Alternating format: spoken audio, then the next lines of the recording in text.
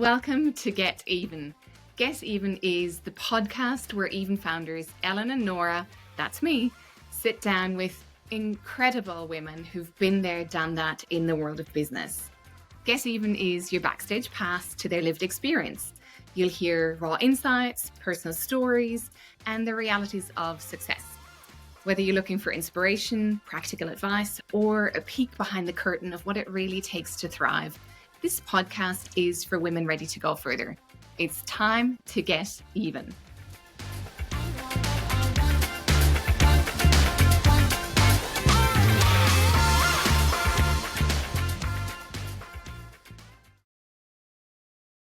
Today's guest is Dr. Caroline Rook. Caroline is a global expert on leadership, wellbeing, and authenticity. She's on faculty at Henley Business School in the UK, and she did her postdoc at INSEAD in France. This conversation is for anyone who's feeling the demands of their work and their life right now. Caroline and I talk about when stress tips over into burnout, and Caroline shares the concept of the stress APGAR with us. Do any of you remember the APGAR? I remember it from giving birth to my two daughters, where the hospital checked their breathing, appearance, and so on. Caroline and colleagues have adapted the APGAR to be applicable to organizational life. And it turns out to be a great way of checking in with others, and indeed yourself, on whether it might be time for some rest. I hope you enjoy this episode. I'm so happy you're here, and even a very warm welcome. Thank you, Laura. Glad to be here. Thanks for inviting me.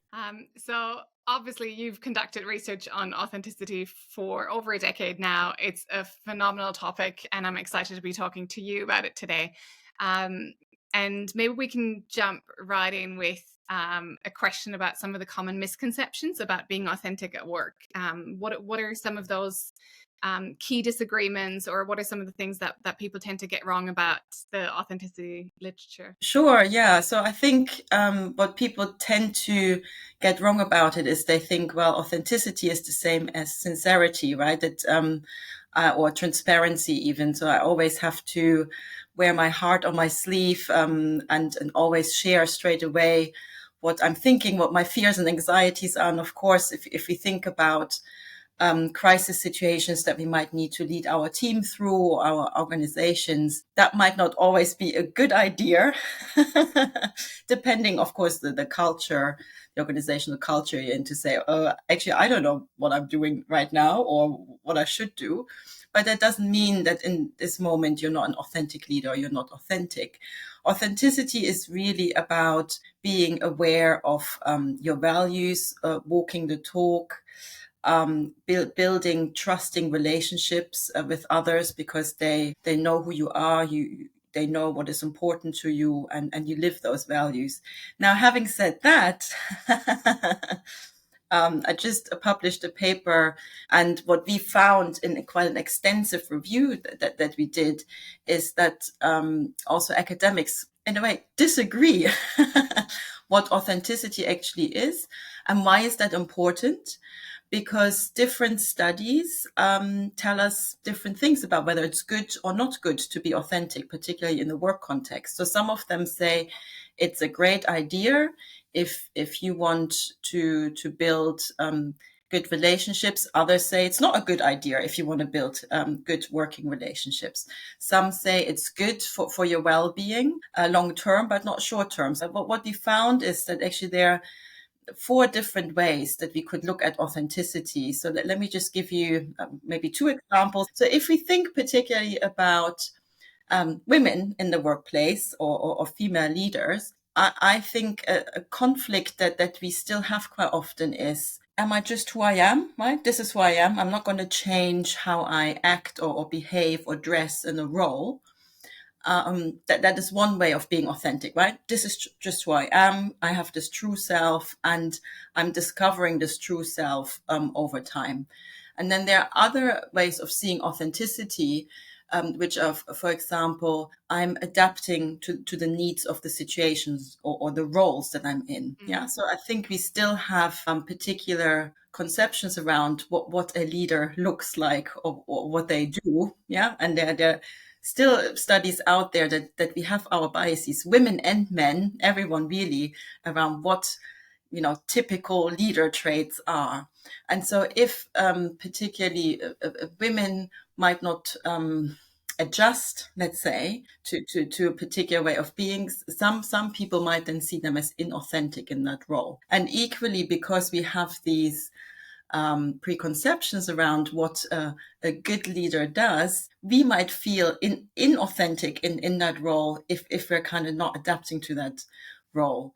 But again, there are lots of different ways. That's what we found about 4 prototypes in a way that you can be authentic. And it's really about you being aware of what are the advantages and disadvantages of being authentic, being true to yourself. Is it your personal values? Is it your role? Is it you adjusting to feedback over time, or you pushing back on feedback? That it has advantages and disadvantages for your well-being and your work relationships. I want to dig into that because it's so fascinating. So basically what we're learning is there's no agreement about whether it's good for you or bad for you. And there's some differences between the short-term and long-term consequences. Yes, yeah. You're saying there's a gendered aspect to it as well. So are you saying that are women in this double bind because they don't conform with norms of what leadership looks like? Or can you help me unpack the gendered lens a bit more? Sure. There've been, I think there's been a change, hasn't there?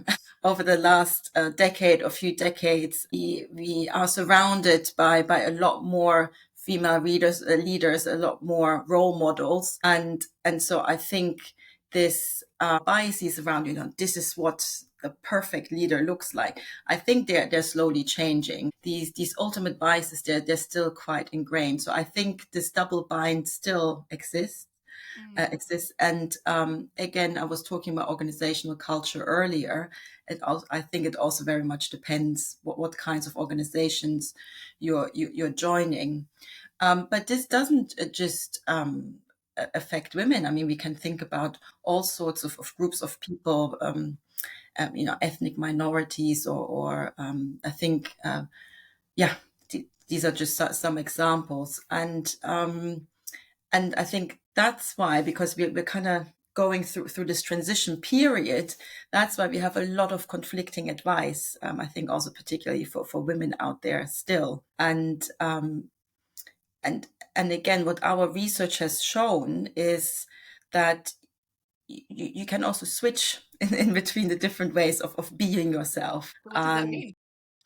Well, as I said, so you can maybe you have this, or you've grown up with this understanding that we have one true self. It's a core self that doesn't change, and we just have to discover it. And that's what we stay true to. Or these are my values, or this is my opinion, or this is just who I am. So any feedback that's coming my way is blocked off. That's just who I am. But then equally, if we really think about it, if we think about, particularly as women, all of the different roles that we play, is a play. Well, there's maybe a bit of play to it, right? But we also are these roles. We're mothers, we're leaders, we are sisters, and each of these roles have different priorities. They also sometimes have slightly different values. And are we then inauthentic if we act or in a slightly different way when we're leading others than when we are with our children?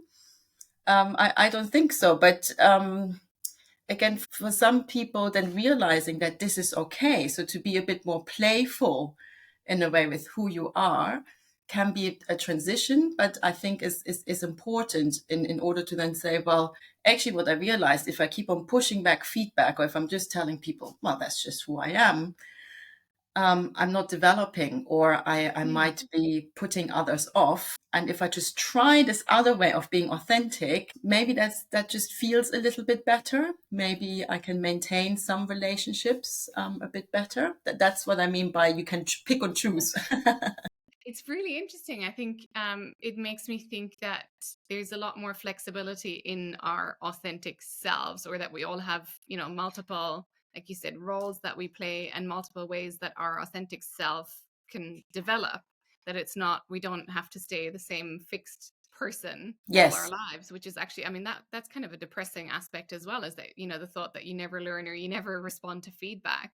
But I think your message really helps people to think you can change something and you can still be authentic. Yeah, absolutely. And again, no one way is right or wrong, right? As I said, what our research has found, there are advantages and disadvantages to them. And I think the more we mature, maybe, the easier we might find it to say, actually, I'm in a context right now where I feel I shouldn't really adapt, where it's better that I say, this is who I am, and I'm not adapting to the needs or take on the values, particularly if it's a toxic environment.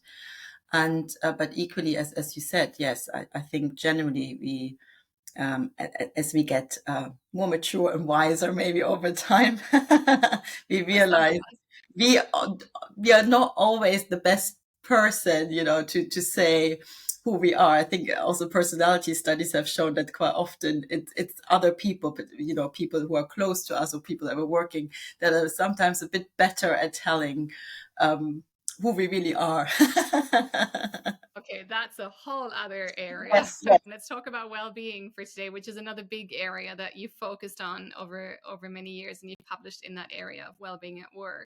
Mm-hmm. I want to, from you as an expert, I want to hear about, how do you define well-being? Because it's like authenticity. It's one of those concepts that's out there in the public domain. A lot of people talk about it. But what does well-being actually, from a research perspective, how do you define well-being? Okay, yeah. I mean, well-being really is an umbrella term for lots of things, really. So we can think about work engagement. How much are we dedicated to our work? How much do we enjoy it? We can talk about flow. So you really being in the zone when you're doing things, because it just meets your skill set, and you really enjoy it. We can talk about you experiencing positive or more positive emotions than negative emotions, life satisfaction or job satisfaction. Of course, if we just use the term well-being, we can also think about aspects like our financial well-being, our social well-being. What I focus on in my work is more the personal, or it's also called psychological well-being.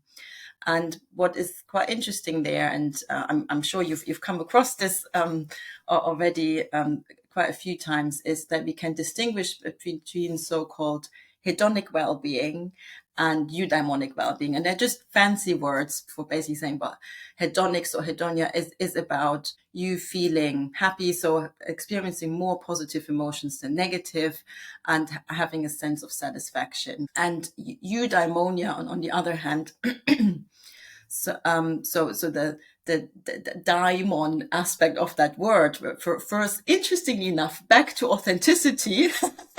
So your true self is more about fulfillment. And again, I think we would have quite different approaches to reaching or maintaining well-being or supporting well-being, depending again on what understanding we have of what it is about. So if we think about hedonic well-being, which is about, well, I want to be happy, if I oversimplify it, then I might engage in such activities and kind of avoid maybe things that are a little bit hard to do, right? Or how can I get happy really quickly? I clearly talking about myself here, I just go on a shopping spree if I'm feeling a bit low, and just this rush of positive emotions when you've bought something nice, that's there. But how long does that last? Not very long, right? And so if we take the eudaimonic approach, which is about fulfillment, this is really about, again, understanding what is important to me. What do I want to achieve? How do I build strong relationships? And there, the idea is that we kind of build this meaningful, fulfilling sense of well-being over time, which doesn't mean that we don't struggle or that we don't experience negative hedonic well-being along the way. Yeah. So again, you want to do something that's quite hard. I don't know. You want to run 10 kilometers or marathon. Yeah, so training is going to be really quite hard, but you having achieved that is going to give you a sense of fulfillment. And again, I'm using quite a silly example here, maybe, but again, let's think also maybe about our careers here. So getting into a particular role or pursuing a particular career can be very challenging, can be really hard work, involves, maybe a lot of setbacks and negative emotions. But the argument is that maybe in the long run, you're feeling better or more well than if you just say, well, I'm focusing on me being satisfied in the moment. So there's a difference. And this might be a silly question, but how do I know if I'm well? Like, is it just something that, it's, how do you measure it? Is it self-rated, or what are the different ways that you can actually tell whether somebody has a high level of well-being? Yeah, I think generally what we do quite often in psychology or even in management science, we do self-rating. I think increasingly we're moving away from this. Again, I was giving as an example earlier personality studies that say, well, others are really important source of information of how people are, or what's important to them, or what they're good at and not so good at.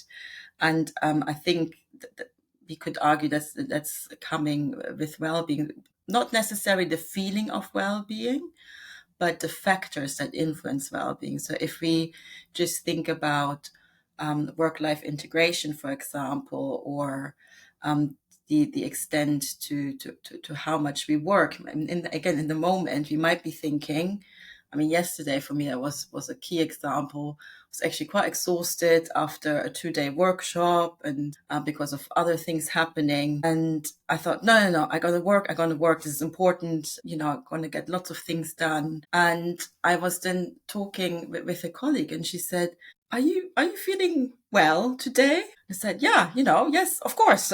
And so I think that self-awareness can be lacking at times. And so maybe we talk about that later, but what I've done with colleagues at INSEAD, we've actually developed a framework or a tool that should help us to become a little bit more self-aware, particularly when it comes to stress, which of course is linked to well-being. Yeah.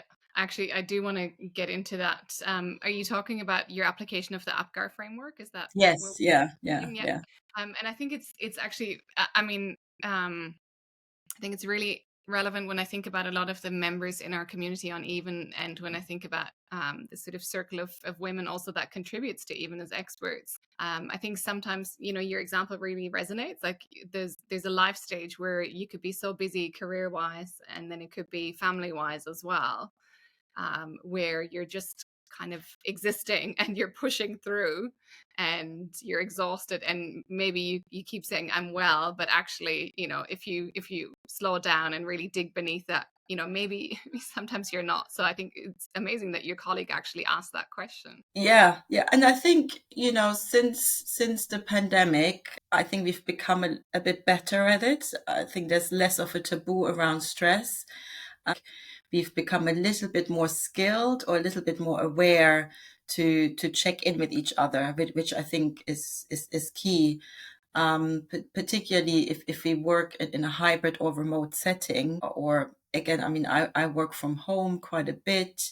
You're just in your own little bubble. Whereas if you were at the office, you would have more interaction with people, might be easier to pick up on it. And I think it is really important, as you were saying, and I mean, I'm at that stage right now. I have two small children. I have my work. I have my career. I have a husband that also needs looking after at times. So you're just in that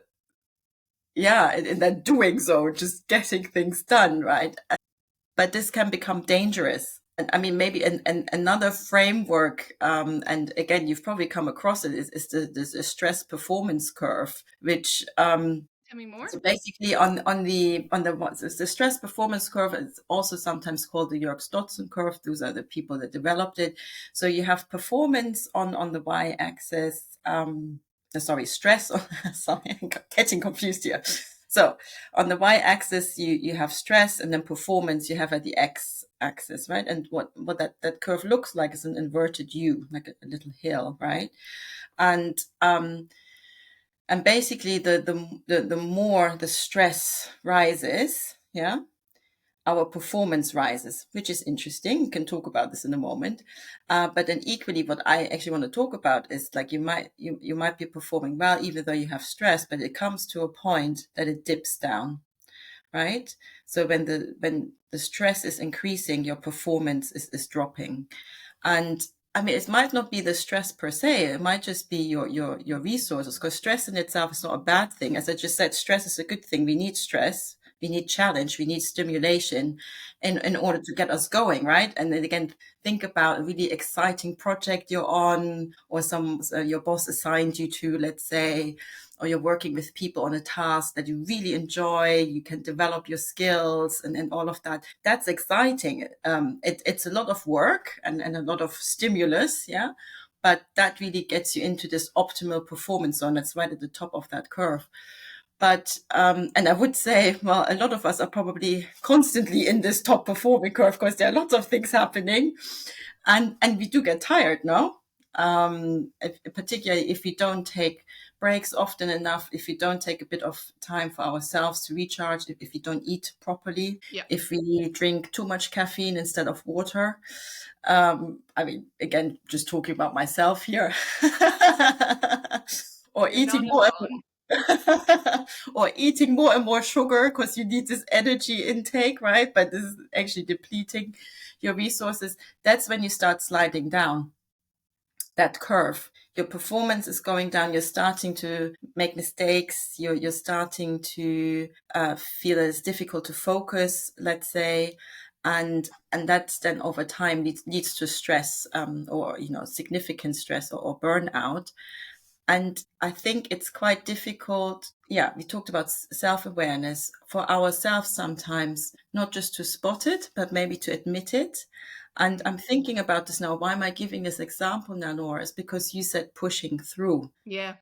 And I think pushing through is okay sometimes. But I think it's really important to keep on checking in with yourself, or have a really good support network around yourself to see, is this pushing too hard or for too necessary, long? or is it becoming too hard, and is it becoming detrimental, actually? Because we're not superwoman, even though we often think we are, and we say, just a little bit longer, just a little bit longer.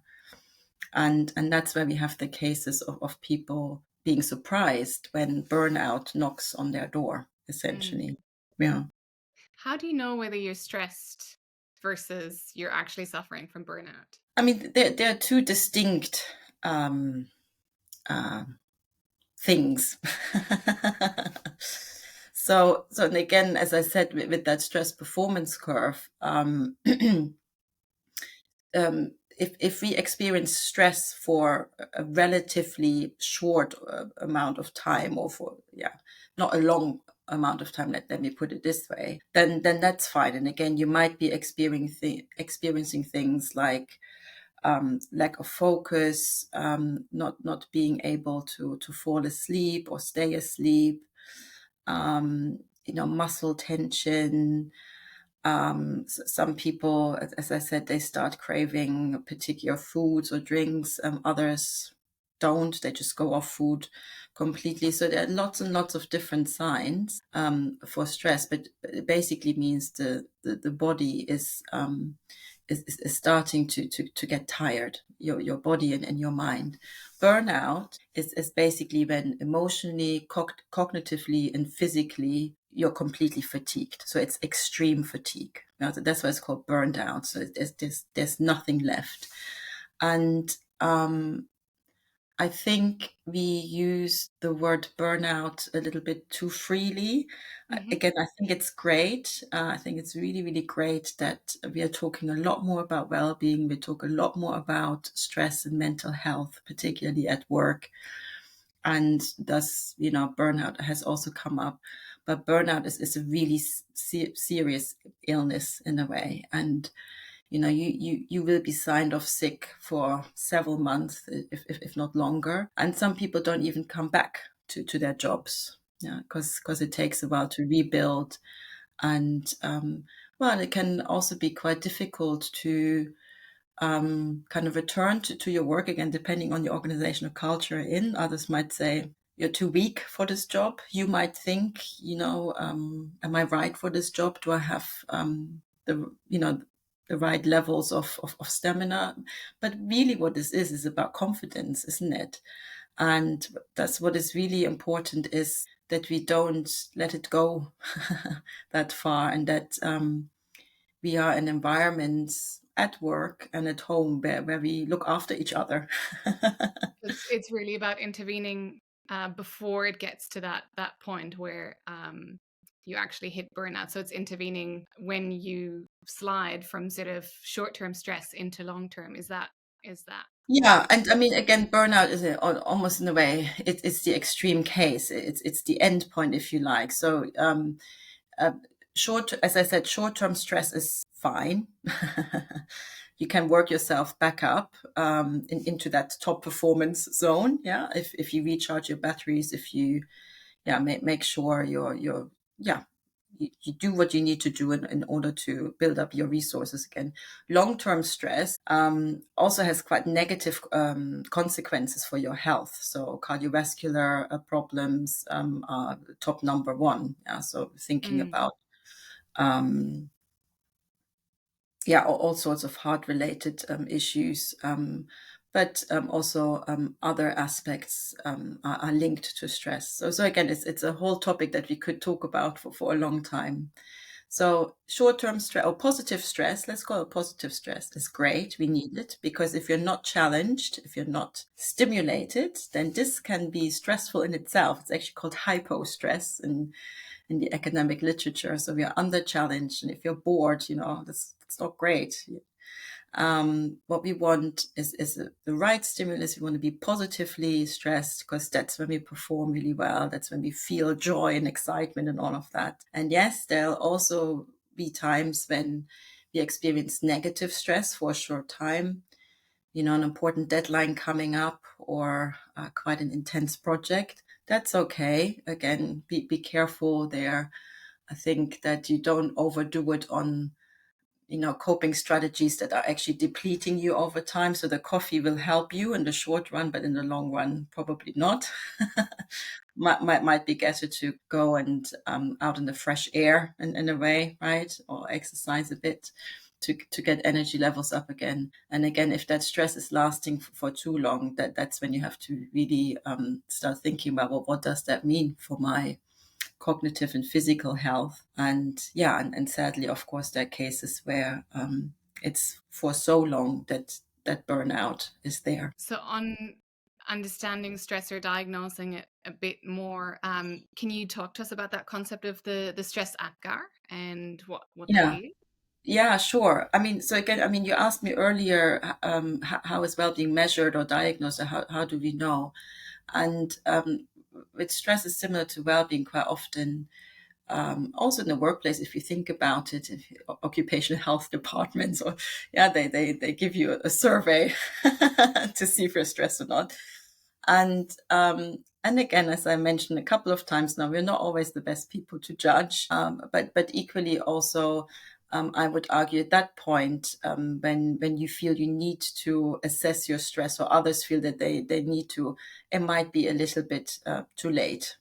So the stress APGAR came about while I was working at INSEAD, and I was still collaborating with my colleagues there. And then particularly in our executive coaching practice, we saw that more and more executives, particularly senior executives, were talking about stress. And the coaches around us experienced exactly the same and said, but we're not stress experts, we're not psychologists, we're not doctors. How do we know that this person is stressed, or how do we know that something is seriously wrong here and I should refer this person on to a specialist in a way, right? Or might it be HR or or doctor. And so one of our colleagues in our group is actually a doctor, a pediatrician.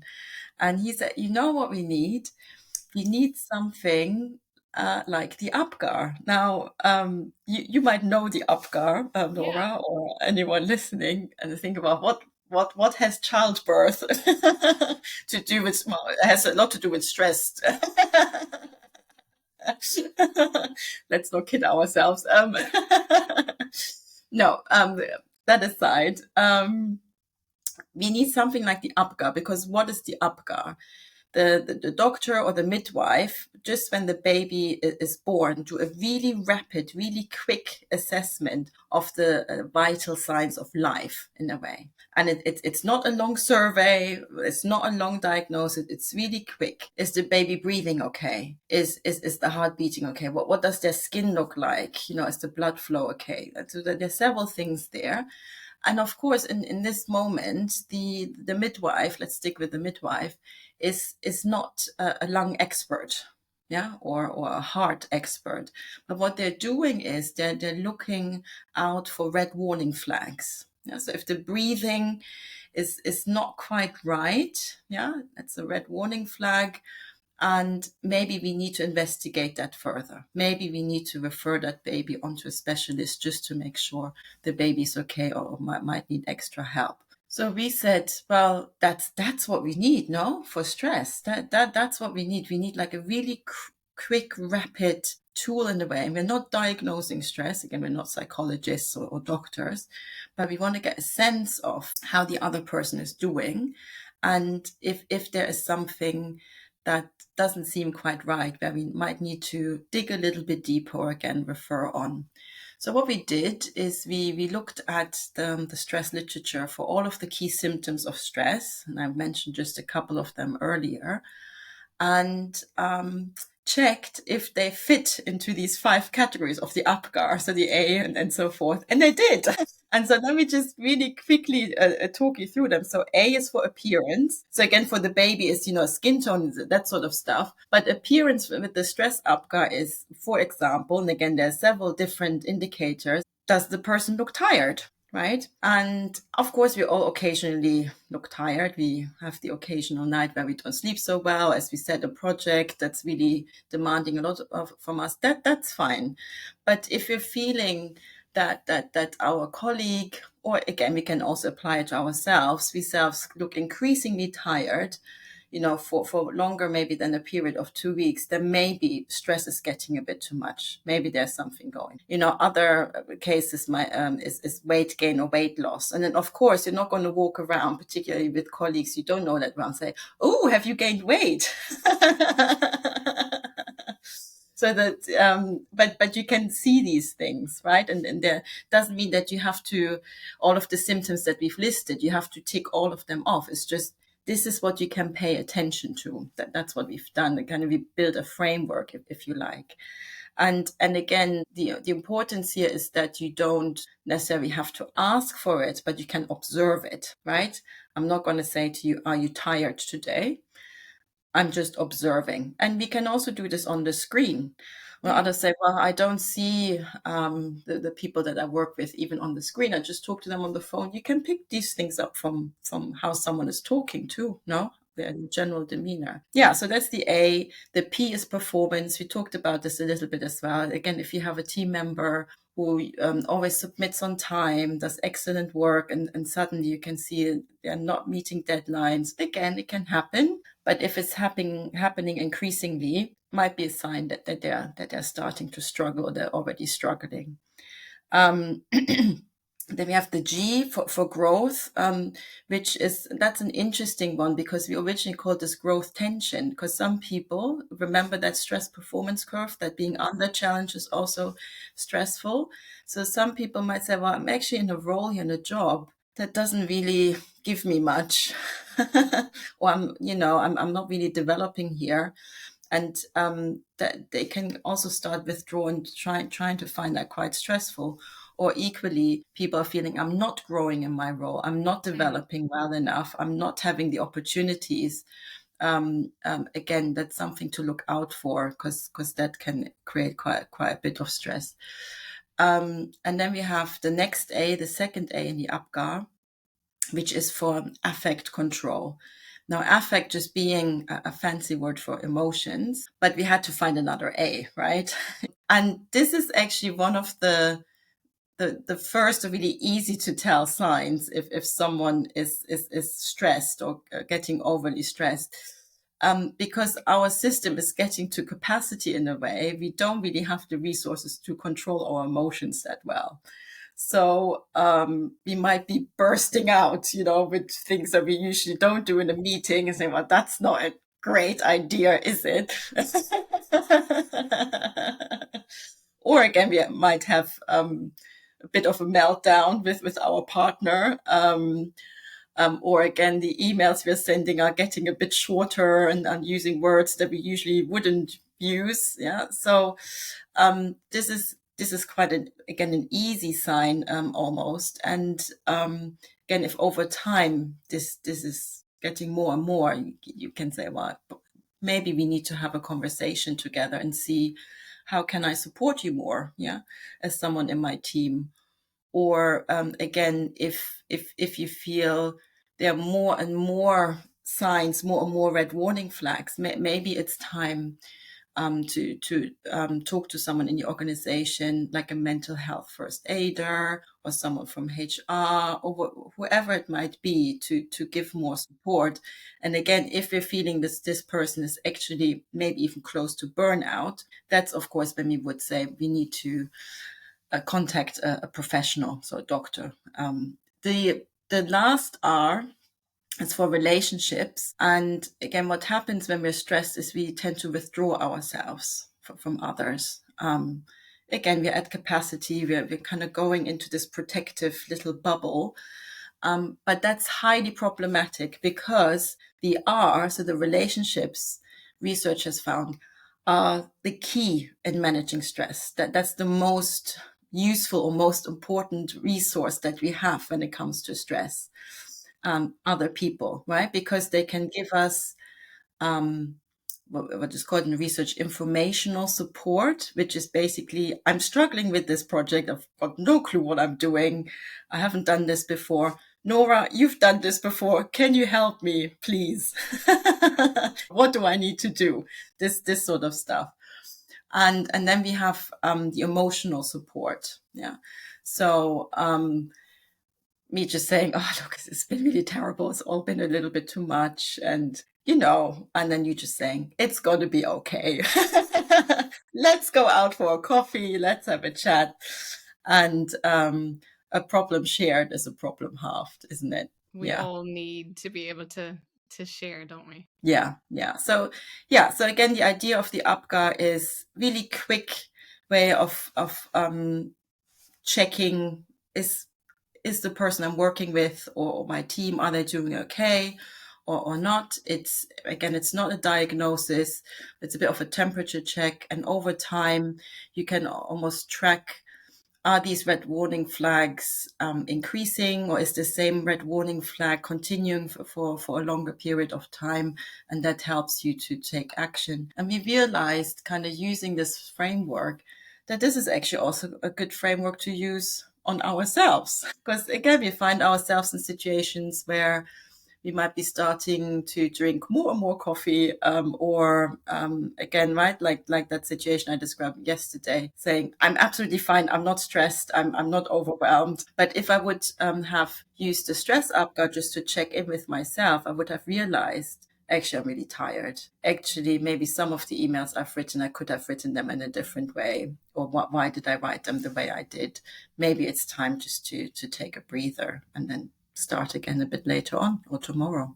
Yeah. It's very hard in that moment to have that self-awareness, as you said earlier, and also quite hard to have that compassion with yourself to sort of go, oh, maybe I am actually just really tired. Yeah, and I absolutely agree. I think it's the compassion piece. I think we probably need to be a bit more compassionate and actually seeing it more also in the way that, well, in the short term, I might feel, if I'm working right now and being productive, actually, am I getting this much done? Am I not going to be more productive when I'm a bit more rested, when my energy levels are up?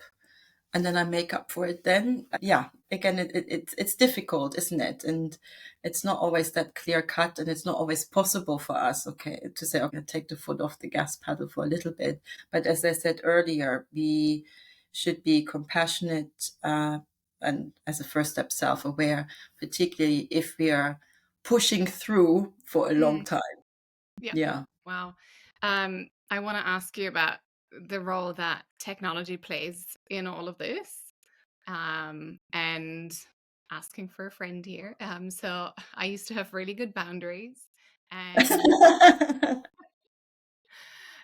now I would say just the constant availability of work through different devices, different channels, different platforms is not just email anymore.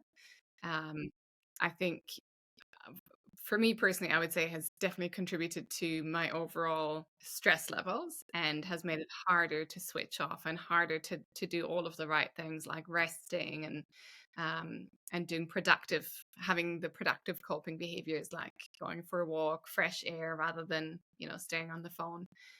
What are your thoughts on that Yeah. mediating role? And I think you've done some research in this domain as well, so I'd love to hear what you found there. Yeah, thank you. Yeah, I think that's a hugely important area. So talking about stress, well-being, and burnout, in my opinion, this is what we need to focus more and more on. How do we engage with technology in particular? I mean, what you just described, how we communicate with others, family, friends, and in work. So as you said, email, text messages, instant messaging, video conferencing, all of that sort of stuff. And experiencing stress, what you just described, through using these technologies is actually, again, in the academic world called techno stress, and has nothing to do with the music genre. But what we have looked at in research is, again, for example, the role that personality plays in how we use technology. But one of the most recent studies, and it's not out yet, is on how managers use this technology to enable them to be productive, and what implications that has for their well-being. Now, maybe just to take a brief step back, I mean, what is techno stress really, or what makes it so stressful? So you were talking about that you used to have good boundaries, but now you're kind of surrounded by all of these platforms, and so what we call this is techno invasion. But that we feel that they're invading our life, they're invading our space, right? And at the same time, so you mentioned going for walks. You might not be going for a walk, but let's say you said, okay, finally, I'm going for a walk. This is the healthy thing to do, just to reconnect. And then your phone keeps on, doing ding, ding, ding, ding. Either, with notifications from Yep. your favorite Or this. newspaper. Exactly. Yeah. I mean, even worse. It's like it's attached to you. It's part of your Might as well limbs. be in here. Like, Exactly. Or again, you constantly get text messages or calls. So this is called techno interruption. Now, during your walk, it would probably more be framed as invasion, because it invades your space of trying to relax. Interruption is more when you're working. So let's say I wouldn't have switched my phone onto silent right now, right? And we're having this conversation here, and it would just I would keep on looking, right? Or I'm trying to work on a project report, and I keep on getting emails, or whatever. I mean, there are lots of different aspects of the techno stress, but I think these are the most prevalent ones in a way, or the ones that I think we can all really identify with. And I think increasingly with AI becoming much, much smarter in a way, and also a much, much bigger part of our working lives, the aspect of techno insecurity, mm-hmm. not just around how skilled am I in using the technology, particularly new technology, but also how safe is my job, right?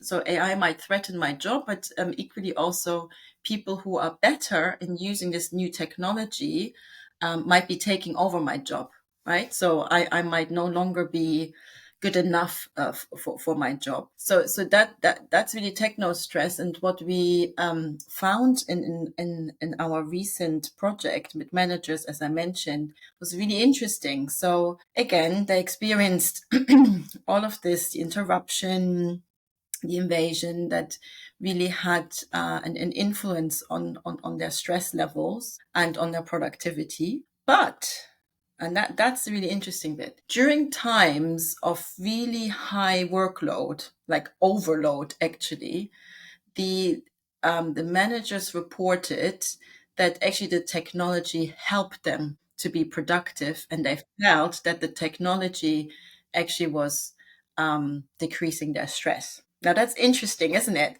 Because so far I've been saying this is bad stuff, you know. It's really bad for your well-being levels and your productivity. But if we think about it a little bit more, it makes total sense. So let's say you have a lot more that you can cope with in a way. On your commute to work, if you're commuting to work, you get your phone out and you start delegating stuff, right? Or and again, I'll say about this a little bit more in a moment. You have gone home, but something urgent needs to be addressed, or you want to again think about, can I get this done quickly, right? Or can I delegate something? Then you can do this from your laptop. Of course, it invades your home life, so your spouse and your family might not be that happy. And equally, I mean, this was a study or a snapshot, one point in time. What we really need to do is to do another study, a more longitudinal study, to see what is happening with these managers over time. So saying when I have extremely high workload, I can delegate more and I feel better about it. Might sound great in the short run, but as we just discussed earlier, it probably has detrimental effects for their well-being over time, because they're not taking that time on the commute where you just might relax, maybe even close your eyes, read a nice book, talk to the person next to you, and equally the time at home with your family, you might be increasing work-home conflict if you're just constantly on your phone. But again, I thought it was interesting that in the moment of time, if you don't make it a habit, this technology can help us actually to feel or be more productive and feel less stressed, because it takes the pressure off. It's really interesting, and it's like you said, it's kind of counterintuitive to just to hear some of that. Yeah, and I think particularly when it comes to technology and how it relates to our productivity, there are quite a few counterintuitive things. So this study that I just mentioned was led by Johnny Jensen, so one of our former DBA students at Henley. He also shared other studies with me, and I looked more into it. In terms of generational differences, because I was never like a big fan of, looking at generational differences as such, but there seems to be a thing that younger generations are saying, well, I find it, I don't find it as intrusive. I can switch between looking at my text messages, doing an email and doing something else. And older generations seem to say, well, I can't switch like this. I can't really work like that, or find this very tiring or actually counterproductive. If you then actually look at productivity levels, or in that moment, how these different people are completing their work task, the younger generation is just as bad. They're just as interrupted by the technology as the older generation. So multitasking as such, it doesn't exist. And it's these interruptions that I would argue make it so difficult, because again, there are studies out there that show just having your phone in your bag next to you. So it's in the bag, you're not seeing it. It's not even in front of you, creates distraction because you're kind of constantly thinking, is there maybe, an interesting message coming up? But that moment of you thinking about this rather than you thinking about your report sets a break, right? And then you need, and maybe it's just a few seconds, need a bit of time to bring your attention back to your report and think, what was I doing? Right. And it slows us down. Yeah, especially, I mean, it's cumulative as well. Yeah. Wow. Okay, I want to actually ask you a bit more about you, the person. Okay. There's You've just given us such an interesting just inside kind of story into technostress, stress itself, well-being. We've talked about authenticity. So what's your career story behind looking at those domains, and what's led to you researching those topics? Yeah, so I studied psychology, so I was always interested. I mean, even as a, younger person. Just a bit wiser now, not old. It's like how, what makes people tick, essentially, and that's why I studied psychology. So originally, I actually wanted to become a therapist. I wanted to help people lead a better life or a healthy life. And, by doing a few work experiences, I thought, not sure this is really I was good at it, but wasn't really sure whether I wanted to do that. And during my studies, I was also introduced to that whole area of organizational psychology. And I thought, wow, that's fascinating. So why do some teams work better together than others? Why are some people feeling happier or more productive at work than others? So I decided to focus on that and actually pursue a PhD in the area of the connection between leadership and well-being. And yes, I think I just like investigating, finding things out. Yeah. But I also like to put things into practice. I really like to make a difference for others. And I think that really transpired during the PhD, that what is important to me is that I can help others lead a good life. So does that mean that I want to help them grow in their roles, and equally also help them to learn a bit more about how can I be healthy and productive at work? Because, let's not kid ourselves. Work is a major part of our life, in particular, if you think about our day-to-day life. That's what we spend a lot, if not most of our time on. So that's where I basically said, yeah, that's what I want to do. Is, think about how do we create healthy and productive workplaces and investigate, research, and equally also help real people and real organizations achieve that. You've just helped our community. You've brought your research expertise and you've translated some of it for us. I know I've taken a lot away, and it's making me examine some of my healthy practices around work. It's making me think about some stress reduction and some coping mechanisms. So thank you so much for being with us today, Caroline. Thank you. Yeah. Can I just ask you one last question, Nora? Yeah. What are you going to commit to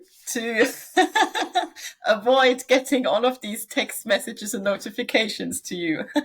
It's been happening already, but I noticed it over the last few weeks that I've been even at night or in the evening just going back to like checking emails, checking platforms and things like that. And so for me, the new thing that I'm trying to do in the evenings is just put the phone in a different room and focus on being present with the kids, but also just focus on calming down for myself. I think that's great. Yeah, excellent. Thank you.